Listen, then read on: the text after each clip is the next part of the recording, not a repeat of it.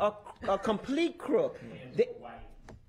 A complete crook. He was one of the ones that the sheriff. There was an uprising in St. Martinville against the Cubans. He wasn't there at the time. It was Eric Martin at the time. Okay, well then it was. Fusilier who ran the crooked St. Martin Sheriff. Oh, okay, all right, but then there was an uprising in St. Martinville with the Cubans. We were there on the ground floor because they was treating those Cubans worse than what they were treating the black folks. So you know, when you don't know your history, you know that when these animals are in charge of things, and I hate to use the name animals because animals don't kill each other. You know, these people, they will kill each other. They will do whatever they have to do when it comes down to politics. This is a powerful program. We plan on doing a series on it, maybe once a month and everything. If you want to give us some feedback on what you would like for us to discuss, then please drop something off at AOC. Reverend White, your fight is our fight. Yes. When Brother Jay called me 4 days that morning to say what they had done, and it wasn't like if I was surprised that they had murdered your son and stuff like that, and he said, we trying to find out, now, and I think that's how he reached you, because you had already started doing the legwork when they had said, you know, well, Lil Vic had committed suicide. Right, you know, well, one part of that is they didn't even tell us. Actually, I found out when I left New Iberia. Right. They didn't tell me the amount of cause of death. They hid that from attempted to, because when they actually go to see his body, they denied me that right at first. They attempted to deny me the right to even see my son's body, and they said it's my son. So I told them, well, how y'all know it's my son? They said they had ID, used his ID, his state-issued ID. Well, that was suspect, because actually state-issued ID was still in his room, so he didn't have it on him. So, and then I did ask him that, and for them to let me see him, then they said, well, you know, they did. Again, we're talking politics once again, right? You could see him on him from the neck up. That's what they told me. I could only see my son from the neck up, and then they gave us another stipulation that only one person can go in the back. So my wife, see, we had to make a decision whether my wife go or I go, or you know. So see, so again, we was talking, because here's to show you the politics part of it, is that the doctor that triaged my son, when I called the hospital, called him for me to talk to him. Then he told me he couldn't tell me anything. He said, because the next of kin, when y'all called me for everything else when it was there before they called. Yes. So you start realizing that once again, this was at a higher level. You see, you can see the corruption. Like you said, the corruption, it was corrupted at a higher level. Right. Even Mr. Revit, who was the coroner, right? You could look in his face, and he was looking at me, saying, you know, I mean, you know, like, you may want to look at this. I mean, I can't tell you anything that you got to talk to the state police, okay, the state police. So, but we didn't. And I knew then at that point something was wrong. But on our way back home, now they didn't tell us anything. They told me they couldn't tell us anything on the investigation. And again, Pastor Darren Sofas of New Iberia called me and said, man, you need to go look on the state trooper Facebook page. And they had the press release about your son. Now, they didn't tell me. Right, that's how I found out. I found out by going on their website, and it said that my son when they picked him up for a drug charge or whatever, and he was because it was in a fight at the Hop In store, and that when they put him over, he got upset, he was angry, and all this type of thing, you know. And the first thing they said was when they walked off, the police officer Ortiz walked off, he heard a pop, you know. That's what he said at first. Then it said that he couldn't get him out the car, you know. That story started going. So yes, we definitely had to get to work, and I mean, we got to work, you know. We started doing that. And then here's one thing about the politicians, remember, because I was in New Iberia, I knew that they knew me and I knew them, you know. Yes, Shudu, yes. You know, Raymond Shudu Lewis and them, you know, and Ernest Wilson, yes. You know. See, so again, you know, so and those individuals, right? Well, we solicited, and hear what I said, we solicited, right, them for help, and we got none. See, we got none. You know, and you talk about, when we start talking about politics, well, once again, it's about money and power. Money and power. It's about money and power, you know. It's about money and power, because those who have the money sure don't want to lose the power. And those who have the power want to hold on to the money. You see, and so when we were even down there, we're looking at this and how it was structured, and no matter who we called, so that's why we had to go outside. you know, but we made enough noise, you know. So Yes. we made Yes. enough noise, and then even with the politics, you know, with the politicians and all, and we still had to make enough noise so we'd be heard outside of Louisiana, because being heard. And then our Congressman Richardson was one of the individuals that actually wrote a letter to the Department of Justice to actually, but again, remember, he was outside of here. We couldn't get no one galvanized individuals here to help us to do what we needed to do. Like I said, so we got down on the ground level, and that's why I would say with Mayor Mitchell, you know, the thing about that is that she still have a fight. She still have a fight. We're going to come right back. Caller, you have a quick question or comment for the outstanding panel? Yes, sister. I just want to interject while Reverend White is speaking on the whole issue, and you know, the topic matter again is about election corruption, racism, and you know, given that there's a Iberia Parish sheriff race, that should be the canary in the mine for all the local elections as far as what the black community have to put up with. Now, if you look at all the candidates that are running, all the political voices that are out there talking about the sheriff race and so forth, the issue, Reverend Wright, should be the acknowledgement of all the wrongdoing that was perpetrated in Iberia Parish. And, you know, certainly that affected everybody at that table, maybe one or two, but I know Brother Takuna was a supporter of Reverend White's issue with the death of his son. The murder. Brother Broussard was front and center. The murder. You know, confronted the devils in the courthouse. And the issue that we should be talking about, and also with our community, is why have we accepted what went on with the Iberia Parish Sheriff Department and let it be a template to how all these municipal and city and parish and statewide elections operate as far as black folks. A lot of things are done to us, done to our community, and nothing come of it. This should have been a consent decree in Iberia Parish. The politicians, the city council members, Jerry Guidry, Mr. Lewis, they should have spoken out and say, listen, we need to acknowledge. It was Brother Broussard, it was the city of New Iberia mayor and council people that signed the contract to employ Sheriff Louis Ackle and put us through all that torture. It was how many deputies of high-ranking natures, not necessarily the deputy on the street, the ones who were kicking down the door, the impact. Were perpetrating all these things in our community. Impact. Nothing has been said. So correct. One of the main things of this show, I hope that to remind people when they go and participate in the voting process to think about how much hell the community in Iberia Parish has been going through with law enforcement, and even before Sheriff Ackle. Remember, there was a reason, Reverend White, that he went from New Iberia City Police to Sheriff Department. It was a reason because of all the wrongdoing. So nothing has changed, but we keep accepting it, and we listen to these politicians. We hear the councilman say, well, Sugartown was a bad thing. They should not have showed that. It was the truth. And you know what they tell us? Well, we got a new city police. Let's move on. So I'm sorry for taking up this time, but I definitely appreciate all those who helped and participate, opening people's eyes in Iberia Parish, and let alone in the state of Louisiana. Right. Thank you so much. Right. And one thing, Brother J too. Remember, Louis Ackle was so cocky. He writes say in the newspaper where there's no community outcry and everything, and that was a goddamn lie because we were out there, you know, on the ground floor. We also took and we done the recall just to show him that, hey, you can't intimidate us. We done the recall. From the recall, we had the meeting where the meeting that we attended at Iberia Parish courthouse, where the insurance company say, oh no, we refusing to insure y'all some more. Y'all costing us $5 million.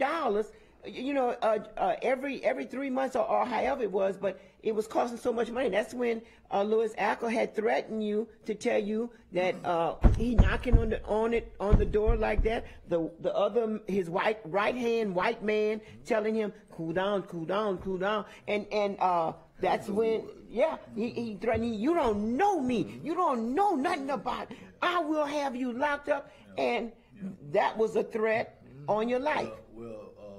To get to that point that Brother Vallow, Brother Leroy called in and questioned, you know, when we got engaged with Reverend White and his family seeking justice for young Victor White, you know, we stepped on a lot of toes.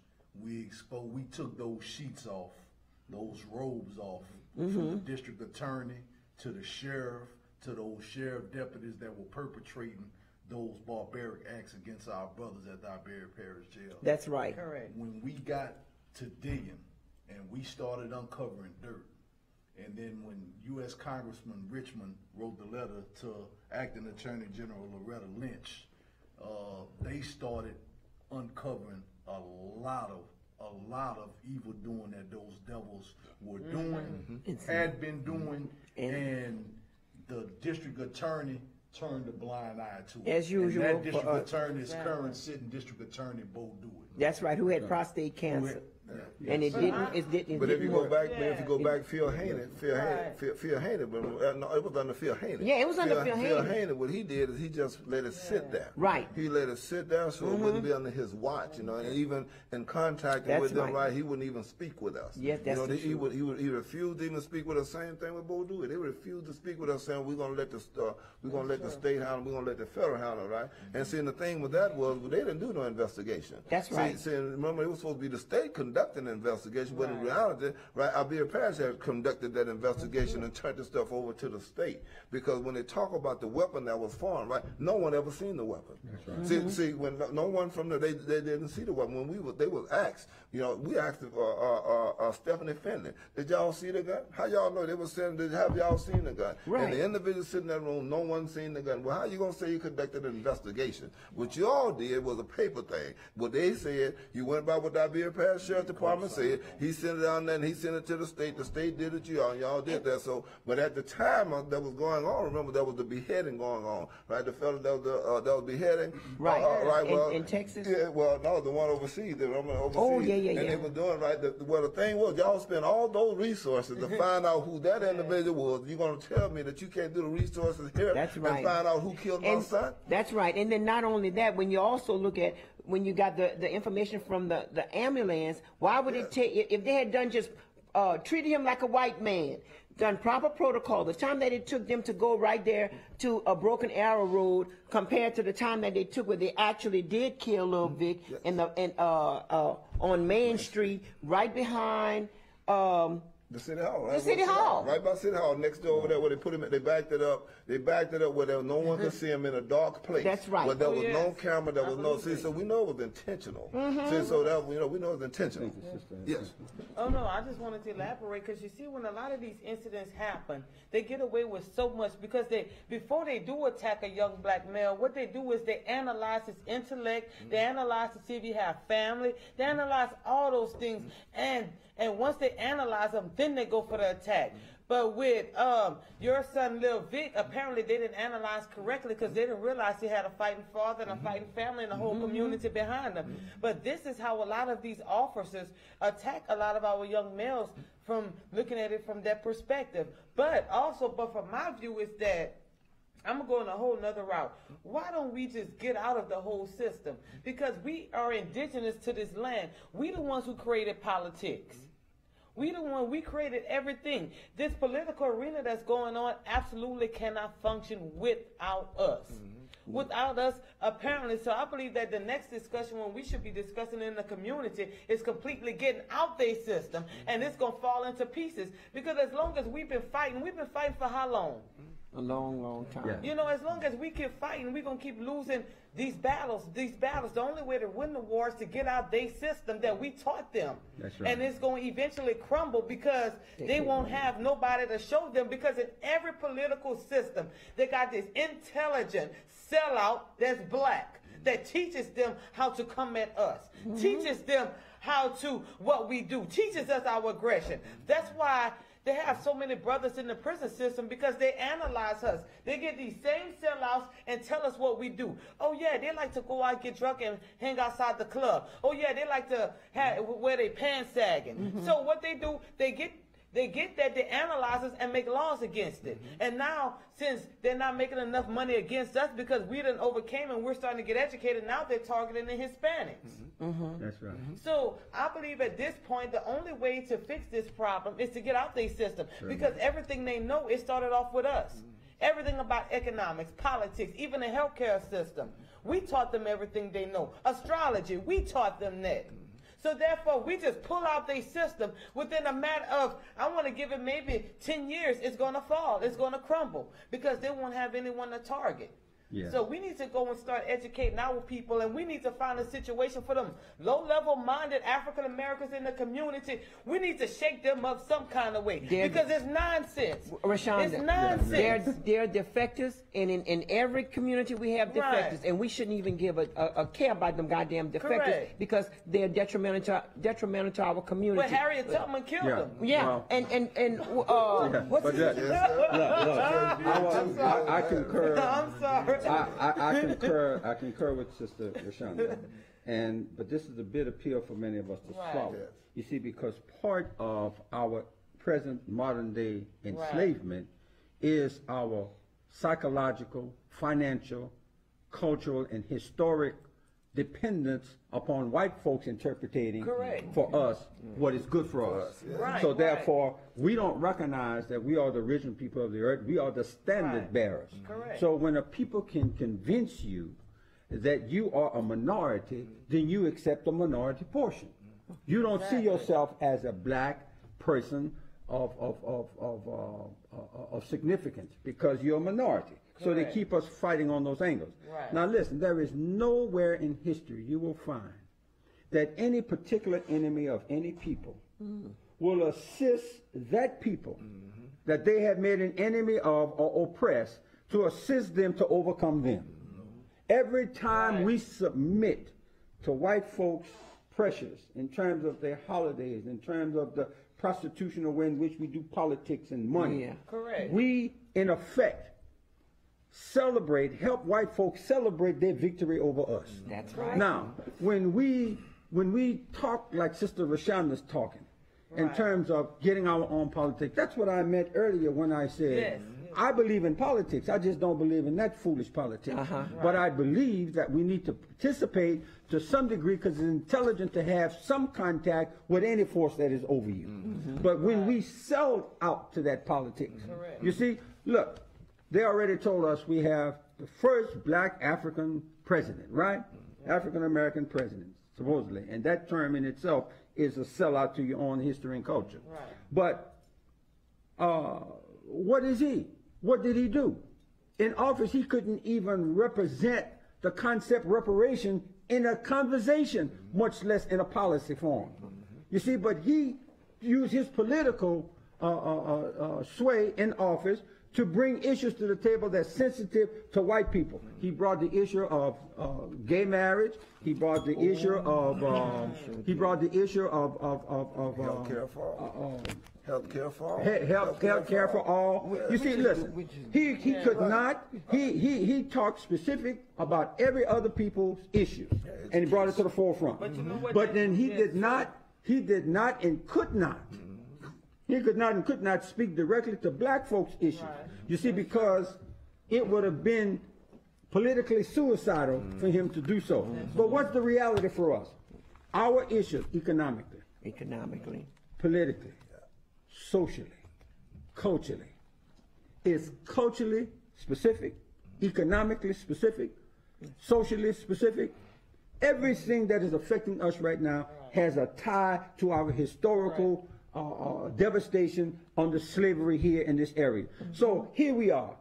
We got black families that are destroyed. Black men are marginalized. We're being driven into the prison system for economic dollars and as well as control. So why is it that we can't deal specifically with the issues of black people without everybody else feeling, white Caucasians feeling, that somehow this is not inclusive? You see, we need to be repaired. And the only way we're going to repair ourselves is that you got to quit thinking that white folks are going to save us and repair us. We need to separate. Correct. We need to separate. We need to have our own political system within our community and develop a relationship with the political system that white folks try to impose upon us.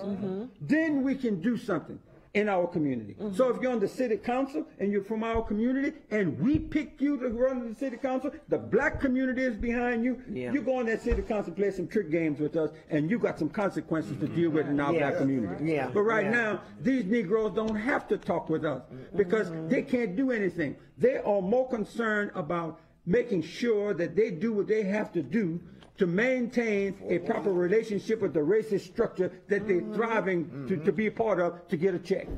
You see, these are cowardly individuals that is somebody's uncle, somebody's father, somebody's mother, somebody's daughter, somebody's child, and we don't want to say anything about it. So they trick us into allowing ineffective people, insincere people to govern us through some false delusion of inclusion. Exactly. You know what they do as well? What they do is they don't put the strongest being the head of their political arena. What it do is they get the weakest link that they have that they're able to control, and they make them their leader so they can control them. But also as a community, we need to start being proactive. What I mean about being proactive, right now we are just feeling the effects of the crack era. Right now we are just feeling the effects of the single parent home. Right now we are feeling the effects of something they planned 20-something years ago. And so, and with me saying that, what I mean with the interracial dating, that's what that's bringing to me. I'm not against everyone love who they love.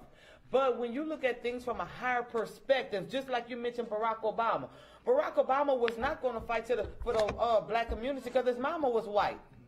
It's only natural for a man to only fight for whoever is his mother.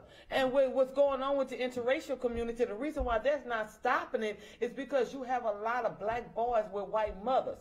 So therefore, in the future, they will not be fighting the power, helping the black community, because they're going to be having a white mother. They cannot go against their white mother. So therefore, we're being annihilated right in the front of our eyes because our young brothers not understanding that they're destroying their genetic code by being with a white woman. And no, I'm not against it because I believe everyone should love who they want to love. But my biggest concern is the genetic breakdown of the black man. They're destroying the black man right in front of our eyes. Because you see, long time ago in the slave plantation, the black woman holds the dominant gene. That's why if a black woman have a baby from massa, 9 out of 10, the majority of his genes going to be black. But from a scientific version, because believe it, they know what's better than we know ourselves. They have a convention on melanin every year in Europe without any black scientists. So they know that if the black man is being with the white woman, they are preserving that gene and at the same time making the dark-skinned melanated black man's gene weaker. So we're being annihilated right in front of our eyes. And I'm only saying that because, you know, we're getting effects from what happened 20 years ago, but then about 20, 30 years from now, there will be no more black men if we don't stand up and start, you know, putting the black woman, and promoting them to come back together. That's just my thoughts. I mean, it's self-annihilation. That's what's going on. So, look, I believe that love can transcend everything. It can. It really can. And so I'm not for that. And if that's your flavor, that's your flavor. The problem I have is this. When a black man runs after a white woman, he is divorcing himself from his black woman psychologically because he wants the best. Correct. And usually, if he runs after a white woman, he's already got some things and he already accomplished, and that's why she wants him. Okay, that's right. But it is a demeaning and a repulsive thought process that he engages in to move away from his black woman. Now, psychologically, if most counselors will tell you, most psychologists and psychiatrists would tell you that most men marry characteristics of their mother. Most girls marry characteristics of their father. True. So here you are, a black man. You've been historically hung for looking at the white woman. Your mother is 2% from being midnight. And you look at her with a repulsive kind of attitude. So you want the best. So you go get a white woman, opposite of your mother. You go run after a white man, opposite of your father. You know, who been killed simply from looking at the white man in the eye. You see, again, it comes down to education. If our black children knew this history, if education was teaching us what education's supposed to do, That's right. then it would bring out in us the proper attitudes. We wouldn't have to have all of these discussions. Right. And this is what we're dealing with. You see, this is what we're dealing with. So it is a game. And understand, too, the interracial thing, it's an economic thing. Yes. Because if you got 40, you got what? You got 40% millionaires, mostly in sports. Mostly in That are sports. black. That white woman get hold of the black man. She keeps him 2-3 years, have a baby with him. All the economics goes to her and the children. You see, depletes the black community economically, you know, as well. And someone had mentioned about these holidays like Thanksgiving. You know, we consider Thanksgiving as misgiven because you never ever celebrate the demise of a culture. When Christopher Colon or Christopher Columbus, whatever y'all want to call him, or Couillon, whenever he came across the shores, you know, he was lost. And when they got there, they took and they castrated, they took and they raped, killed, they did everything to the indigenous Americans. Even Amherst even brought smallpox virus in the blankets to give to the indigenous Americans. So don't tell me, oh, well, we're going to celebrate Thanksgiving. It's honest, it's actually misgiven, and you're only celebrating what they want you to think that you need to celebrate. And the churches in our community are magnifying this perversive behavior that we celebrating the massacre of another people with the enemy who massacred us.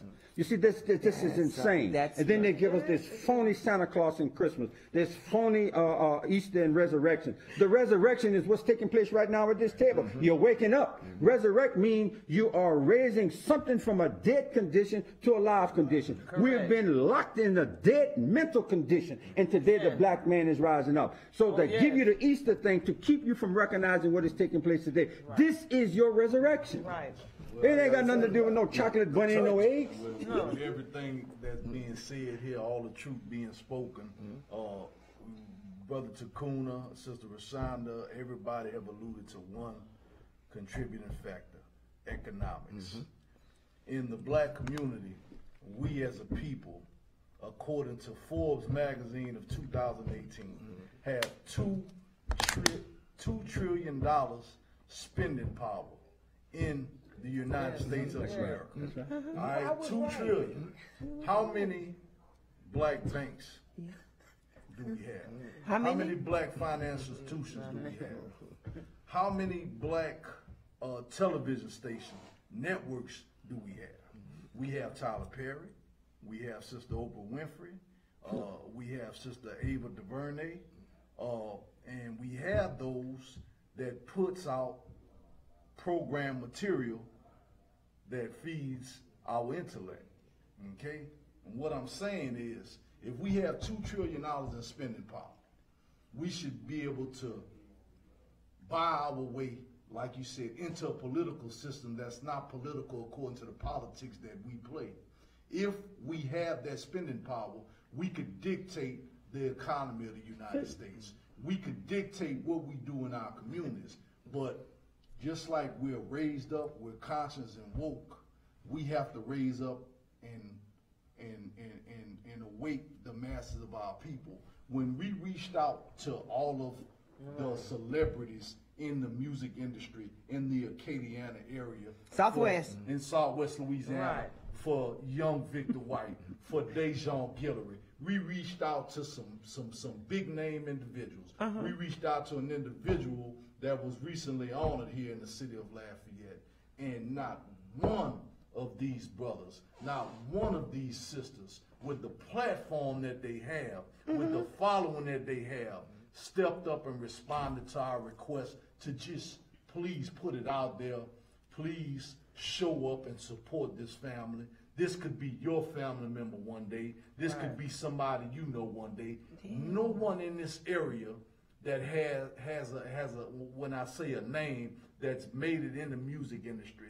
None of our brothers and sisters wanted to step up and step out. And it's because what we talked about earlier, the economics of it. And why? Okay, and I'm making why? money now. And why can't you say his name? I'm not gonna. Okay, here's all. Sister Khadijah, all right. I'm gonna be a respectful brother. Okay, today. Yeah, I'm gonna be a respectful brother because it is a brother, and I'm not gonna war with a brother.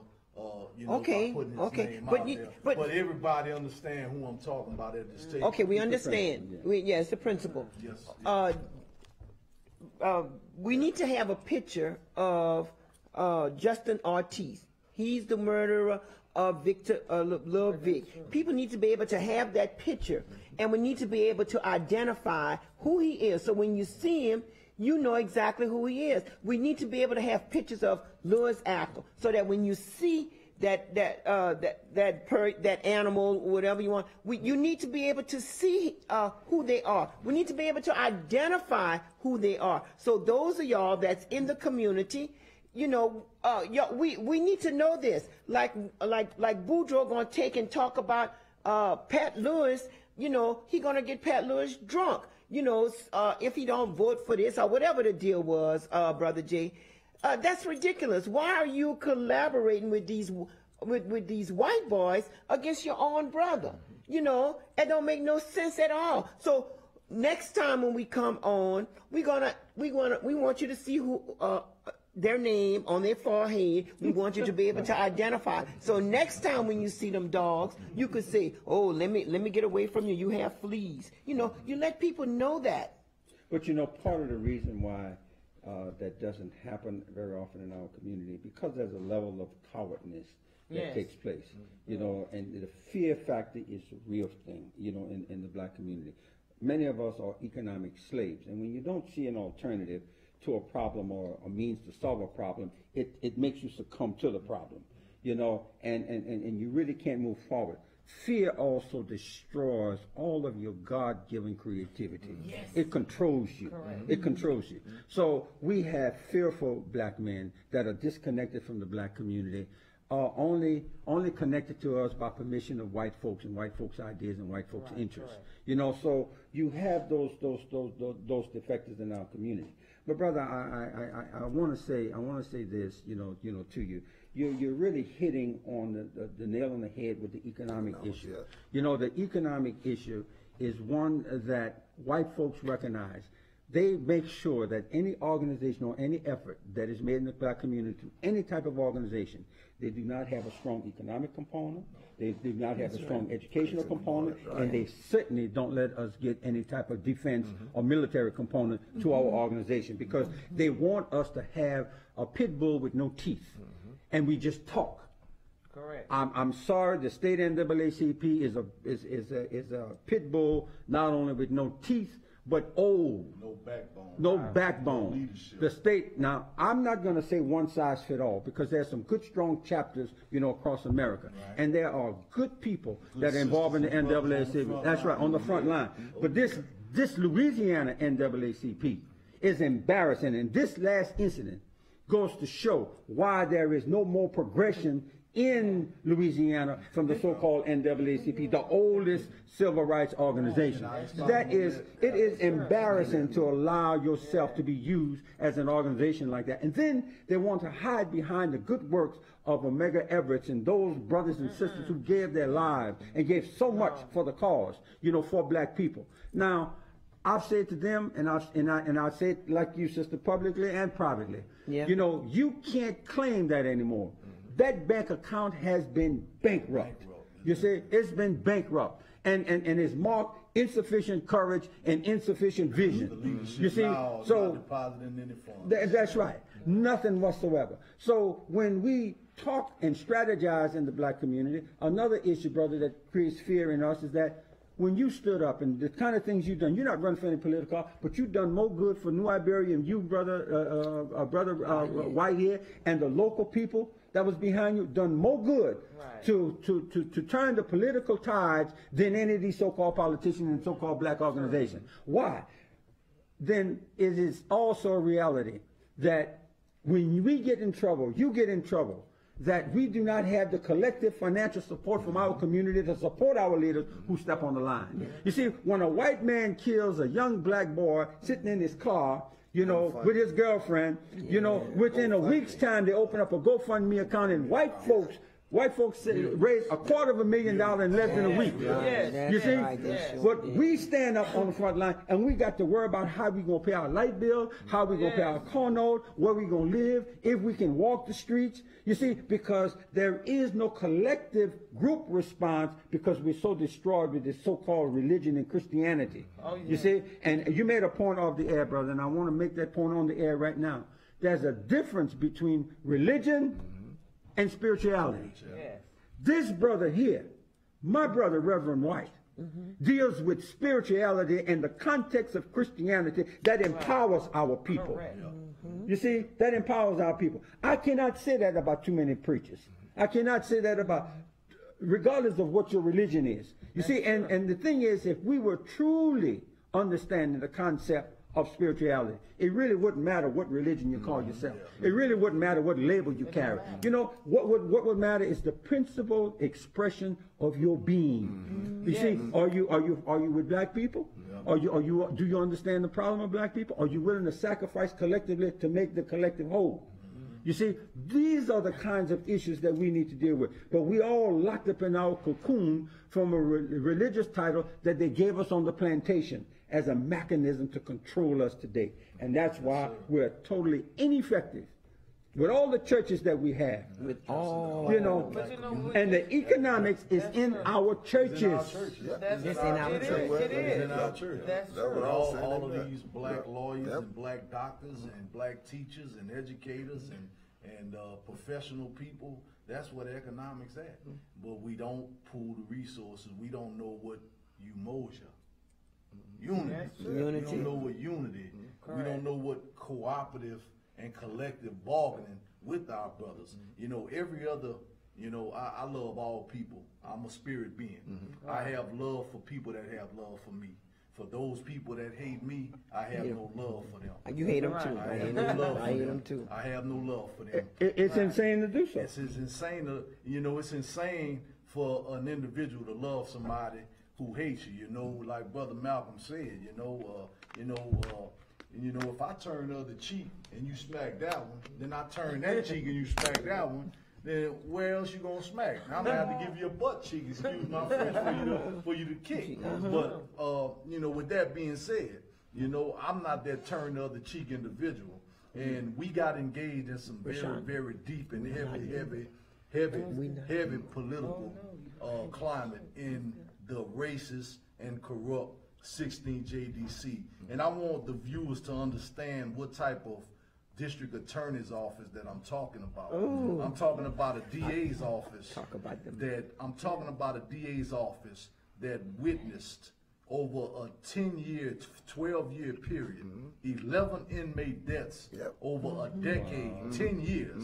11 inmates died while in custody of the Iberia Parish Sheriff's Office. Yes, that's the truth. The DA, Phil Haney, the DA that came after Phil Haney, Bo Dewey, they had the authority from the district attorney's office to investigate all of the wrongdoings that went on at the Iberia Parish Sheriff's Office. So $75,000 for a German Shepherd, $60,000 for Michael Jones. Michael Jones. That's right. Hey, $75,000. Not one time investigated anything that happened.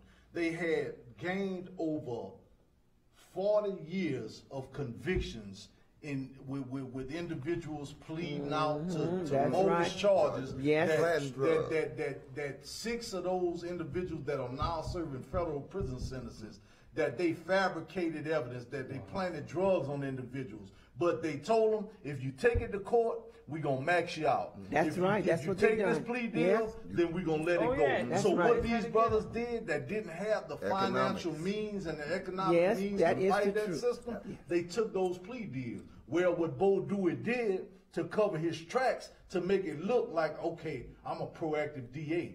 I'm looking at all of these cases that came before us that we've already garnered and gained convictions on, and we're going to go ahead on and throw those out that were acquired by some of these federal inmates now / former deputies that are now serving federal prison sentence. So what he did, he tried to clean up his tracks and cover his tracks up. But what he didn't do when all of these inmates were dying, and Sister Khadijah for the different rallies that we held, and Brother Takuna and Reverend White, that y'all seen some of the graphic photos and footages of some of these brothers that were hog-tied or hands tied behind their back, and with the dog put on. And were beaten to death. So he had the authority and the power to challenge Louis Sacco, to investigate Louis Sacco, to contact the United States Department of Justice. But what did he do? He turned a blind eye to it. So New Iberia Parish, y'all still have a problem down there.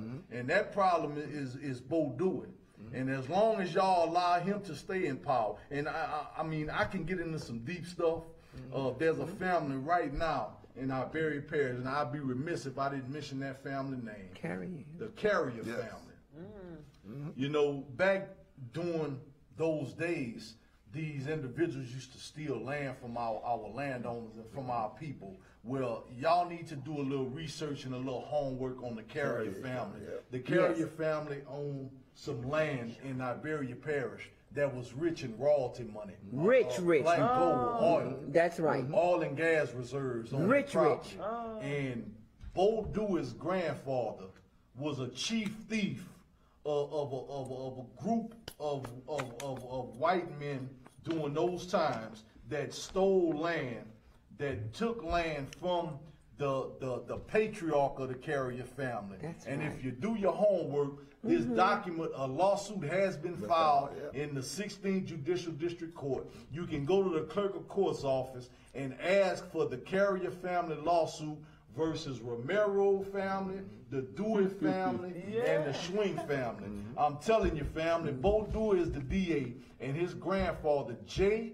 Paulin Dewey, is his name. He was a chief thief that stole land from the family of the Carrier family. They tricked, they forged and signed documents and tricked the man into giving the land over, and they were hauling oil and gas off of those folks' property from 1940 something to current day. We talking about a couple of $100 million, if not a half $1 billion, that Carrier family is owed in oil and gas royalties. The document is the Carrier family versus the Schwing, the Romero, and the Deweys. That's right. I got all the contact information. If you want to know something, y'all hit me up. I got all of the information on it. The family is still fighting those devils down to this day for the royalties, the oil and gas royalties and mineral rights to that property that their great-grandfather, that their grandfather, that their great-great-grandfather owned. Yes, indeed. It's so much corruptness and hatred that has gone on and has trickled down from year to year, from generation to generation. And it's time to put a stop to it. And to that Sister Lori Landry down there, keep exposing them devils. Keep exposing them devils. And keep showing them what they are, who they are, and keep killing them with that legal intellect. Because they hate the fact that you have a heart.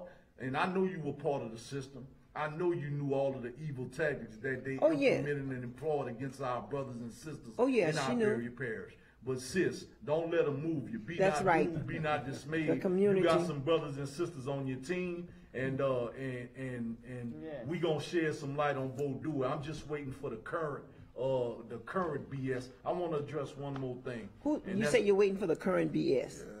That BS that's in Washington.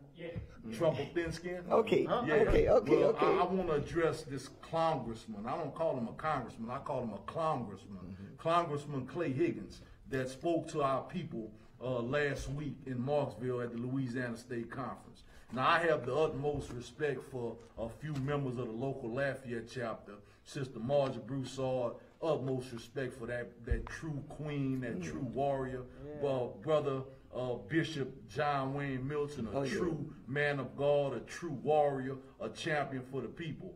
If we had those individuals in major leadership positions at the state level, I think our state chapter would be would have a little bit more fire, spice, and pizzazz to it. But when you have individuals that you have now, and currently in the leadership that would allow an individual like Clay Higgins with the track record. See, I'm from St. Andrew Parish, from Opelousas. We know Clay Higgins' track record. I got an uncle that worked with Clay Higgins, and we all know how no good Clay Higgins is. When you have an individual that can walk with the Bible, quote the Bible, tote the Bible, you know, he a Bible toting, Bible quoting, Bibles believing lie. You know, he think he's a Christian, but he's really a Christian. If you can support a clown like Trump that believe it's okay to detain immigrant children, that it's okay to separate immigrant children from their mothers and fathers, that it's okay to stop people from coming into these open borders, of which you yourself is a recipient of being able to come into these open borders when your ancestors came here on those ships from Europe all them years ago. If you think you can stop that, and then you quote the Bible, talking about what the Bible say, I'm going to give you this scripture, Matthew 25, the parable about the sheep and the goat. And after you read that parable, I want you to tell me if you're a sheep or a goat. You're a goat, Clay Higgins, and you can't say nothing. You can't endorse no candidate in our community in St. Andrew Parish, and we're going to show you better than we can tell you next Saturday. 10 seconds. Closing comment. Sure. Yeah. Well, my thing is that folks in Iberia Parish need to get out and vote. Okay. Think about it. Freedom is not free. Never was and never will be as long as we live in a system of racism or all these isms. We need to defend what we say we believe in. Mm-hmm. Yes, and I want to say self-knowledge, unity, and self-sufficiency is the key. And if you notice at our table, we are